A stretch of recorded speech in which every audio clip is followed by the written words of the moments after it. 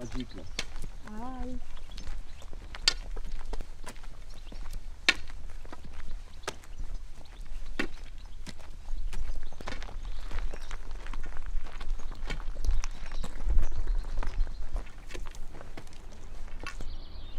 Qui est-ce qui a dit on mange des paysages? Voilà ce qu'on fait manger ici.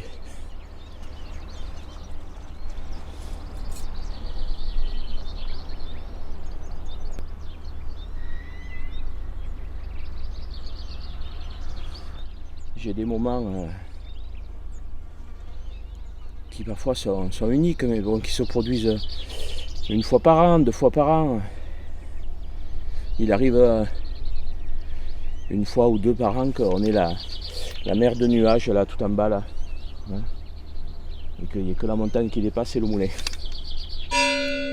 Ça c'est la cloche qui va donc sonner 8 coups normalement puisque c'est 8 heures. Là on l'entend bien.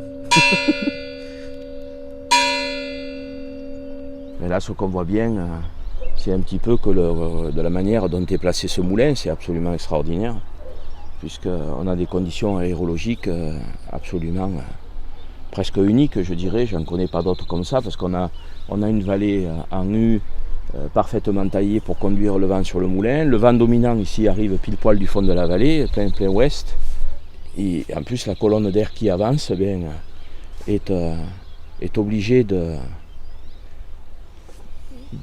gravir ce POC calcaire et donc d'accélérer, voilà, puisqu'il faut qu'elle monte là de 80 mètres, on voit en bas le fond de la vallée. Donc voilà le moulin. Alors il nous a attirés ici parce que on savait que les Occitans avaient, dans leur génie médiéval, cette Occitanie médiévale avait mis au point des techniques de mouture assez uniques.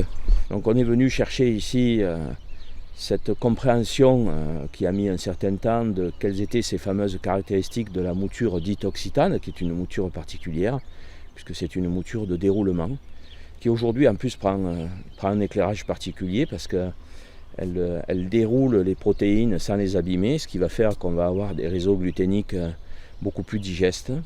Voilà, donc c'est une des choses qu'on est venu chercher. Ce qu'on est venu chercher, j'aurais peut-être dû commencer par là, et je crois que Cédric le résume très bien. Il dit que la chose qui l'a le plus frappé, que les gens qu'il a petit à petit dans ses pérégrinations, ses pèlerinages en quête de sourcer des produits, on va dire, extrêmement vertueux, il a été frappé de voir que les gens qui avaient travaillé sur ces sujets-là, qui s'y étaient impliqués, étaient tous dans des biotopes, dans des écosystèmes particulièrement beaux, c'est sûr.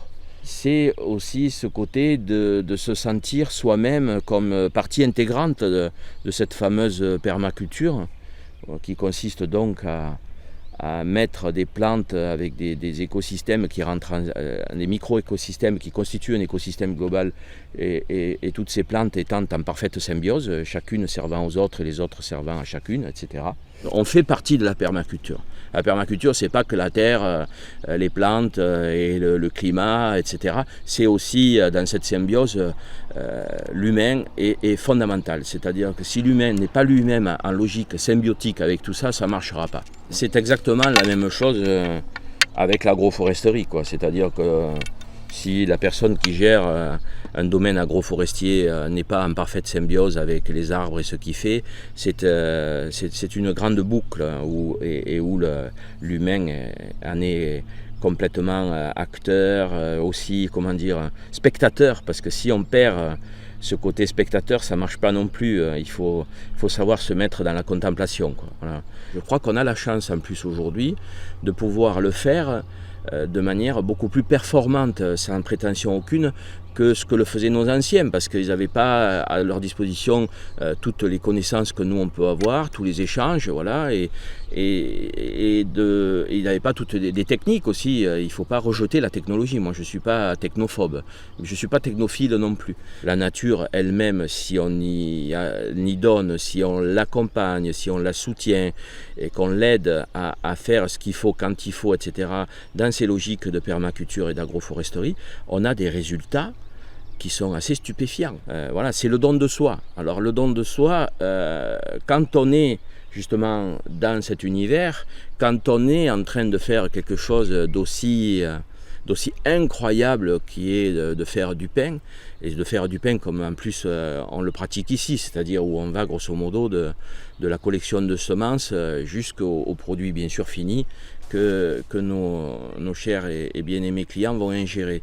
Je crois qu'on rend grandement service aux gens, quoi, voilà. Et je pense que le projet de la Jeune Rue, c'est un projet qui peut être critiqué dans de la critique objective, voilà, sur sa portée, sur son étude économique, sur le fait est-ce qu'on va faire des produits qui ne seront accessibles qu'à une élite, etc. Je pense que tout ça, c'est des questions qu'il faut poser et qui méritent débat, qui méritent explication, etc.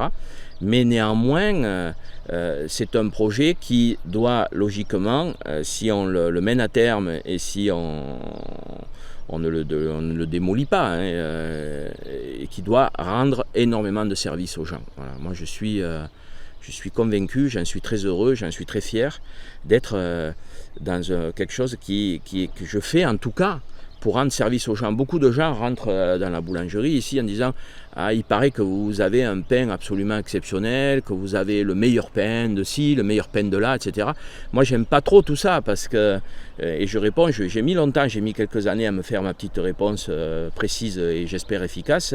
Je dis, je sais pas s'il est bon, mais je fais tout pour qu'il ne vous fasse pas de mal. Voilà. Un bon produit, c'est un produit qui ne fait pas mal, voilà, puisqu'il sera bon pour la santé. Voilà. S'il ne fait pas de mal, il peut faire que du bien. Et je pense que la Jeune Rue va se donner tout l'acharnement, toute la pugnacité. Les moyens, ils sont déjà fortement engagés, ça c'est sûr. Les moyens humains, les moyens financiers. Mais va se donner les moyens d'apporter aux gens de bons produits. Voilà.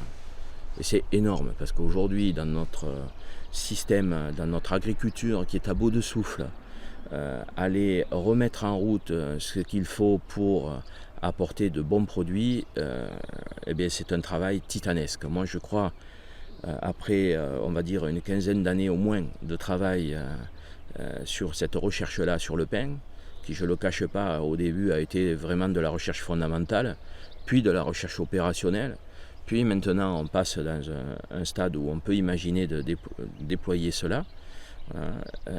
Eh bien, c'est déjà d'une complexité qui est absolument hallucinante. Alors, quand la Jeune Rue se donne pour objectif de faire la même chose dans tous les domaines des produits et des métiers de bouche confondus, c'est un travail de titan. Voilà.